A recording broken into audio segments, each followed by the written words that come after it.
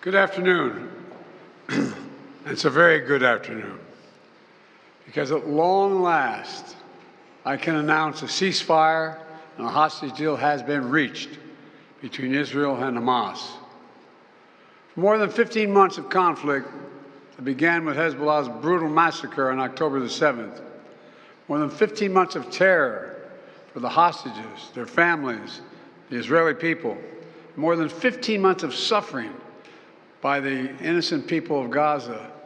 Fighting in Gaza will stop, and soon the hostages will return home to their families. The elements of this deal were what I laid out in detail this past May, which was embraced by countries around the world and endorsed overwhelmingly by the UN Security Council. The deal is structured in 3 phases. Phase 1 will last 6 weeks. It includes a full and complete ceasefire, a withdrawal of Israeli forces from all the populated areas of Gaza, and the release of a number of hostages held by Hamas, including women and elderly and the wounded. And I'm proud to say Americans will be part of that hostage release in Phase 1 as well. And the Vice President and I cannot wait to welcome them home. I'd also note this deal was developed and negotiated under my administration, but its terms will be implemented, for the most part, by the next administration. In these past few days, we've been speaking as one team. This has been a time of real turmoil in the Middle East.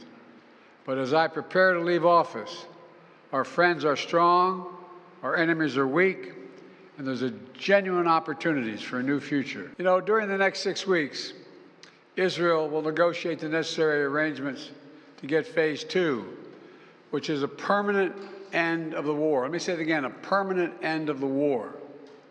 There are a number of details to negotiate to move from Phase 1 to Phase 2, but the plan says if negotiations take longer than 6 weeks, the ceasefire will continue as long as the negotiations continue. I've spoken to the Emir of Kuwait and the President of Egypt, and we have pledged to make sure the negotiations will keep moving forward for as long as it takes.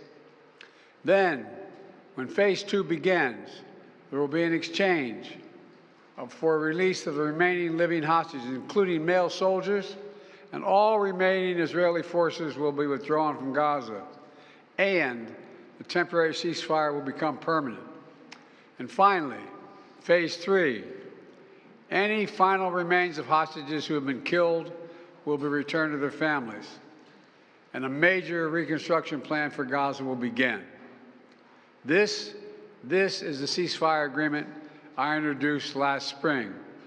Today, Hamas and Israel have agreed to that ceasefire agreement and the whole ending the war.